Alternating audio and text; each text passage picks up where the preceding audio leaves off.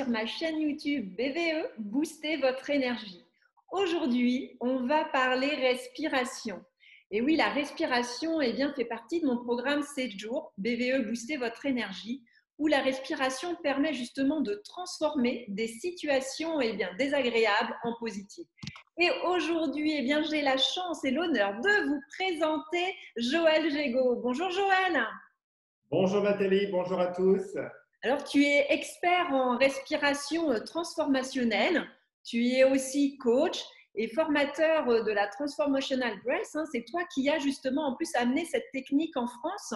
Est-ce que tu voudrais nous en dire un petit peu plus? Tout à fait. En fait, je dirais que la respiration compte beaucoup pour moi parce que c'est elle qui m'a amené à vouloir changer de métier, à vouloir quitter le beau monde de la finance pour aller vers le monde de l'accompagnement. Et c'est grâce à la respiration que j'ai pu en effet libérer certaines peurs de la prise de risque. Donc, j'ai d'abord commencé par une formation en reverse. Et puis, quelques années plus tard, j'ai découvert cette méthode, la Transformational Breath. Et j'ai tout de suite vu en fait qu'elle allait beaucoup plus loin, tout simplement parce qu'elle n'utilise pas que le souffle, elle utilise également des acupressions, du son, du mouvement, ainsi que des affirmations positives. Donc, tout un package qui est vraiment complet en termes d'accompagnement.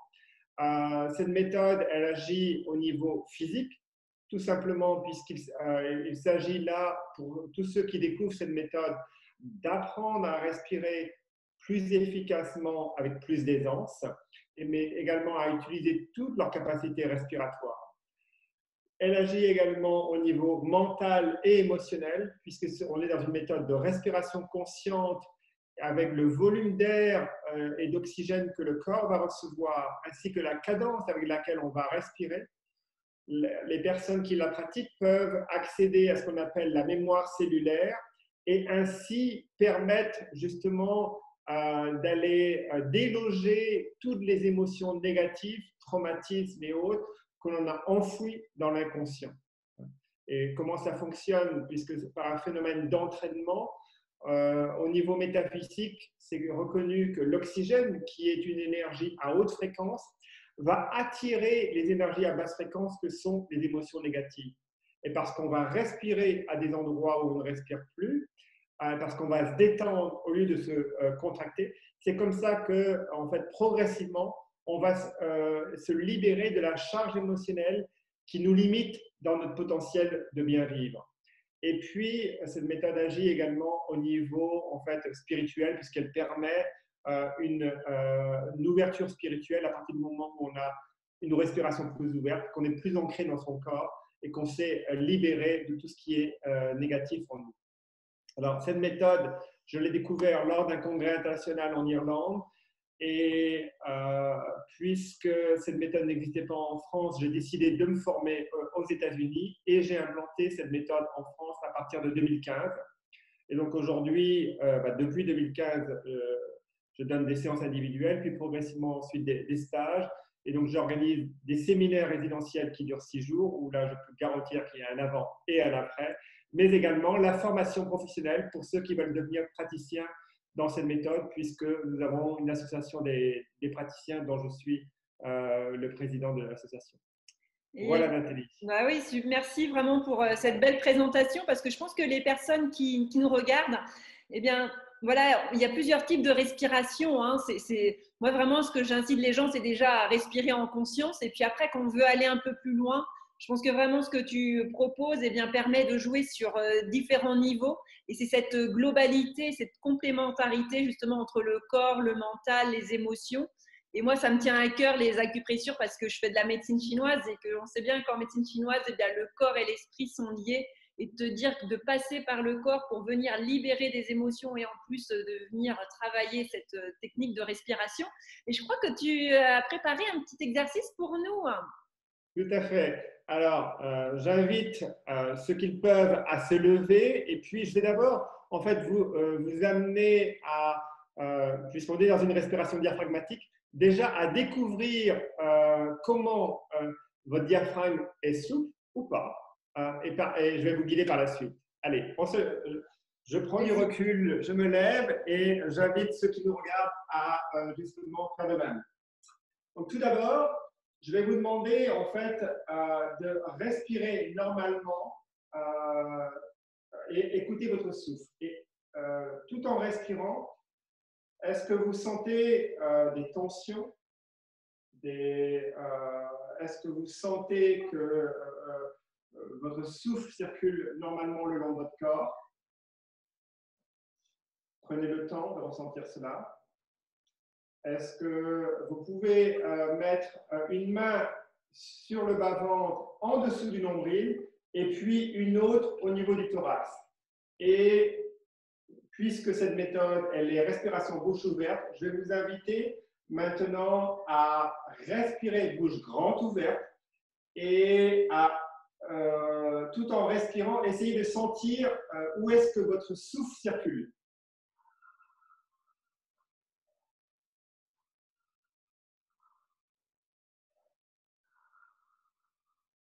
Continuez à respirer. Donc, est-ce que vous sentez que c'est plutôt le ventre qui se gonfle ou est-ce que c'est plutôt le thorax? Ça vous donne déjà une indication à quel niveau votre respiration elle est complète ou pas, puisque l'objectif dans cette méthode, c'est d'avoir une respiration qui part du bas-ventre et qui remonte jusqu'en haut du thorax. Est-ce que vous sentez des tensions dans votre corps? Tout simplement parce que lorsqu'on se met à respirer, en fait, on est beaucoup plus à l'écoute de son corps et le souffle va toujours aller là où nous avons besoin de prendre conscience des tensions, des douleurs qui existent et lorsqu'on est trop dans le mental, on ne porte pas attention. Continuez à sentir votre souffle tout en respirant.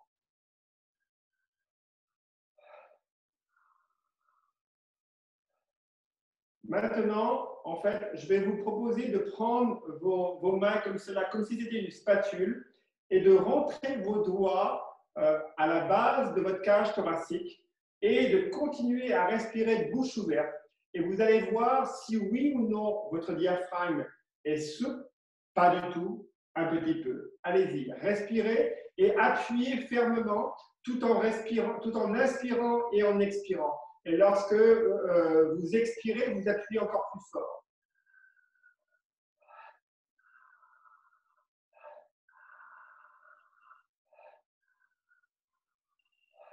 Et vous vous déplacez progressivement en partant du centre, en dessous de la cage thoracique, en allant jusqu'au coude flottant.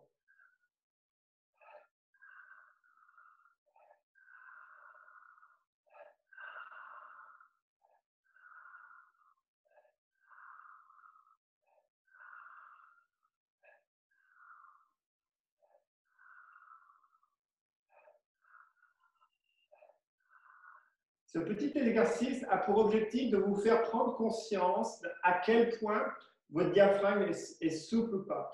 Le diaphragme est le muscle principal qui sert à la respiration. Quand on parle de respiration, on pense toujours au poumon, mais on oublie que sans le diaphragme, on ne peut pas respirer. C'est le diaphragme qui sert de pompe, qui amène l'air dans toutes les voies respiratoires. Et il fonctionne comme ceci, en fait. Lorsqu'on inspire, il s'aplatit. Donc, si on est en respiration diaphragmatique, on gonfle le ventre et lorsqu'on expire, il rentre à l'intérieur de la cage thoracique.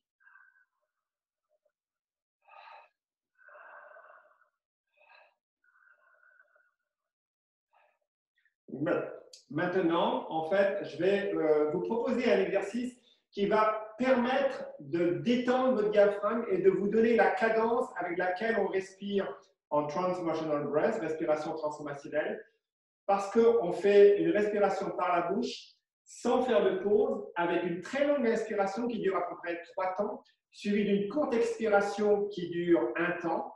Pour ce faire, pour avoir la cadence, on va faire un mouvement des bras et des jambes. Vous allez inspirer lorsque vous levez les 2 bras et une jambe, et vous expirez quand les bras et la jambe redescendent vers le sol, et on alterne les jambes. Donc c'est parti, et on va faire à peu près un certain nombre de respirations comme ça, et je vous invite vraiment à le faire tous ensemble. Vous allez vraiment ressentir la cadence. Et si vous le souhaitez après, vous pourrez poursuivre chez vous ce mouvement-là et ensuite vous asseoir. Alors, on va juste faire court. Donc, alors, on inspire, on lève la jambe.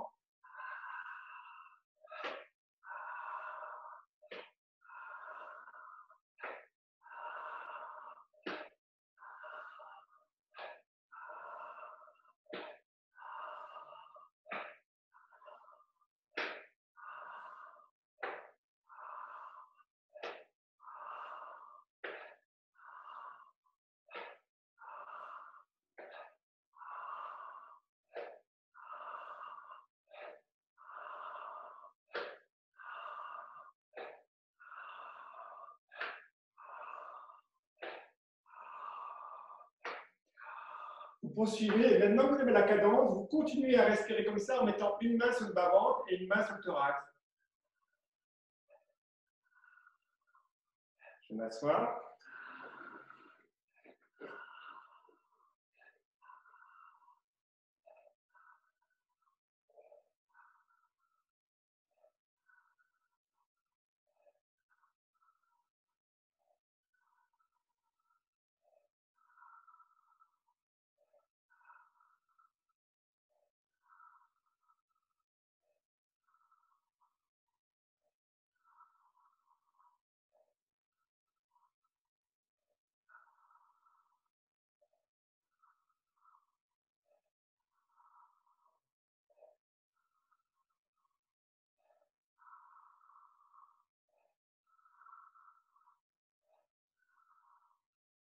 Et on termine par un profond soupir, en étirant les bras, en étirant les jambes. Ah. Et encore un soupir. Ah. Alors, c'est très bref comme exercice, mais je vous invite vraiment à le prolonger. Commencez comme cela debout parce que ça permet d'activer l'énergie tout le long de votre colonne vertébrale et ça vous permet en fait de comprendre la cadence de cette méthode. Et ensuite, vous vous asseyez, le dos bien soutenu, les reins bien soutenus sur un siège confortable avec des coussins le cas échéant. Et vous mettez vos deux mains comme ça et vous portez vraiment attention à ce que votre souffle, tout en respirant toujours bouche ouverte, descend en premier lieu vers le bas-ventre. Vous devez sentir votre souffle qui va jusqu'au périnée, vraiment favoriser l'ancrage dans le corps. Et vous pratiquez cela donc aussi régulièrement que vous le pouvez. La seule chose que je peux dire, c'est une courte introduction à la méthode, mais ça permet de prendre conscience que respiration par la bouche, le souffle qui descend dans le bas-ventre en premier, la cadence, longue inspiration, courte expiration, c'est tout cela qui va permettre progressivement en fait, d'ouvrir votre capacité respiratoire. Merci Joël, c'est vraiment concret ce que tu nous as dit. Et donc j'invite les personnes qui ont pu faire l'exercice eh bien, à nous mettre en commentaire eh bien, justement ce qu'ils ressentent par rapport à vraiment à tout ce que tu as pu nous donner. Et c'est vrai qu'on n'est pas habitué à respirer par la bouche. Ouais. C'est vrai que c'est. Est-ce que justement tu peux nous en dire un peu plus là? Tu nous as dit. Complètement. En fait, les respirations par la bouche font partie en fait, de la famille de ce qu'on appelle la respiration consciente qui travaille sur tout ce qui est charge émotionnelle. Et donc, on peut mettre dans cette catégorie-là, bien entendu, la Transformational Breath, respiration transformationnelle, mais également le reverse, qui est beaucoup plus ancien, ainsi que la respiration holotropique. Ces trois respirations vraiment ont pour objectif de notamment travailler sur cet aspect émotionnel. Et à la différence des deux autres, la respiration transformationnelle, elle, comme je le disais tout à l'heure, elle est beaucoup plus complète parce qu'elle agit également au niveau physique et donc, bien entendu, elle permet une ouverture spirituelle. Parce que, justement, c'est un réflexe de l'être humain, quand il ne veut pas vivre une situation émotionnelle qui est trop forte, de bloquer sa respiration. Et en faisant cela, comment il le fait? Tout simplement, il bloque les muscles qui servent à la respiration.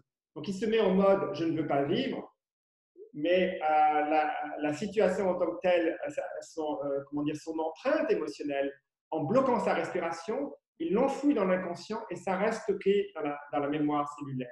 Et tant que l'on ne va pas agir au niveau de la mémoire cellulaire, notre façon d'être, notre comportement va être impacté par cette charge émotionnelle puisqu'on aura développé un mécanisme de défense pour continuer à survivre tout en ayant cet impact émotionnel qui laisse cette trace. Donc, c'est pourquoi on respire par la bouche, parce que par la bouche, on va recevoir beaucoup plus d'air. Et pour que ces méthodes fonctionnent, et notamment celles que j'enseigne, le corps va recevoir, en respirant par la bouche, de 3 à 6 fois plus d'oxygène que lorsqu'on se parle là. Donc, c'est parce qu'on aura cette capacité d'air qu'on peut accéder à la mémoire cellulaire. Autrement, avec une respiration par le nez, on ne peut pas y arriver. Ah, c'est super. Merci beaucoup pour ton partage, ton expérience et vraiment tout ce que tu peux nous transmettre. Et ce qui est vraiment bien avec cet exercice concret, c'est que vous allez pouvoir le faire. Et puis justement, si vous avez envie d'aller un peu plus loin, eh bien, est-ce que tu peux nous donner ton site internet? Tout à fait. C'est très clair et c'est le message que je donne à tout le monde. Respireplus.com. En Voilà. plus, c'est un bon sujet d'actualité. Respire plus. C'est vrai que je pense que c'est aussi le maître mot que j'ai envie de donner à cette interview. C'est vrai que là, avec le confinement, c'est vrai qu'on respire avec le masque et tout, et c'est pas facile. Donc, c'est peut-être que tu aurais un message à donner justement aux gens par rapport à la respiration avec la situation que l'on vit. Tout à fait. Et alors, j'aurais plein de messages à donner, mais notamment parce que là, on parle maintenant d'une troisième vague, mais qui va plus être le virus, mais qui va être psychologique. Donc, en fait, on aborde maintenant les problèmes de santé mentale, conséquences de cette pandémie. Ce que j'observe, je vois, dès que je sors, les gens ont peur de respirer. Qu'avec le masque, en fait, on réduit notre capacité respiratoire. Donc, quand je vois des gens qui sont en pleine nature, qui ont encore le masque, donc arrêtez, quoi. Notre corps a besoin d'oxygène. Ce n'est pas à l'extérieur que le virus peut circuler si on n'est pas proche des gens. Au contraire, toute la nature, elle est là pour nous nourrir, notre corps en a besoin. Donc, respirez autant que vous le pouvez, soit en marchant, soit en faisant du vélo, mais profitez de l'air. Et quand vous êtes chez vous, également, en fait, si vous vous sentez en fait angoissé, anxieux, préoccupé par ce qui se passe, posez-vous, pratiquez les exercices que j'ai là. Et n'hésitez pas à me contacter, je serai ravi de partager d'autres exercices que je pourrais vous envoyer par mail. Voilà, donc voilà, respirez et restez connecté avec votre corps parce que c'est la base. La sécurité, elle est dans le corps, ça ne vient pas de la tête. Et on a trop tendance à attendre la sécurité de l'extérieur, y compris dans le contexte actuel. Or, ça, c'est quelque chose qui vient de soi. Ouais, je pense que tu fais bien d'accentuer sur ces techniques parce que tu vois, les gens sont dans la peur et tout, ils savent plus. Mais là, c'est simple. Respirer le plus possible à l'extérieur, à l'intérieur pour bien justement renouveler l'air dans vos cellules et vous faire du bien. Et là, c'est aussi de la prévention pour les mois et j'ai envie de dire les années à venir. Et tu sais, je demande toujours aux invités qu'est-ce qu'ils font eux pour booster leur énergie. Est-ce que tu aurais une astuce, un conseil à nous partager? Ah oui, bah, ça fait partie de ce que j'ai appris dans mon parcours de formation pour enseigner ce que j'enseigne aujourd'hui. Je pratique tous les matins, en fait, les 5 grilles tibétains associés à cette respiration. Et je commence par les 5 grilles tibétains parce que ces 5 grilles, et vous trouverez tous plein de démonstrations sur Internet, des vidéos ou autres, mais qui sont complets puisqu'ils contribuent à activer l'énergie de la Kundalini, c'est-à-dire l'énergie qui circule de la base de la colonne vertébrale jusqu'au sommet du crâne, et ils travaillent à chacun de ces niveaux-là. Donc, je les pratique depuis plus de 6 ans maintenant, et c'est impossible pour moi d'imaginer une journée où je ne vais pas les pratiquer. Et à la suite de cela, je m'assieds sur un siège de méditation et je pratique 15 minutes de respiration transvaginal breath, tout simplement parce que ça va être, je dirais, ce qui va me procurer à la fois l'alignement, d'être centré et en même temps d'avoir, je dirais, l'esprit clair pour ma journée et bien entendu plein d'énergie.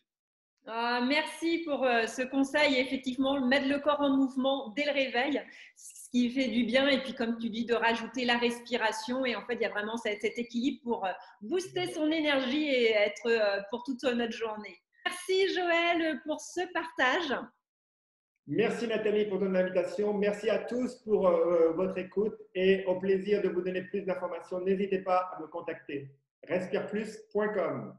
Tout à fait. Je mettrai de toute façon ton site sous les commentaires de l'interview. Donc, si vous avez aimé cette interview, n'oubliez pas de mettre des petits pouces. Vous pouvez vous abonner à ma chaîne Nathalie Leborgne. C'est gratuit. Et ben, si vous connaissez quelqu'un justement qui aurait besoin d'outils justement pour aller plus loin sur la respiration, eh bien, n'hésitez pas à lui partager cette vidéo et comme ça, vous allez aussi lui donner beaucoup de valeur. Et moi, je vous retrouve du 5 au 12 décembre pour le défi collectif avec le programme 7 jours BVE, Booster votre énergie. Je vous souhaite une excellente journée. À très bientôt, Joël. Et puis, continuez à booster votre énergie au quotidien. Au revoir.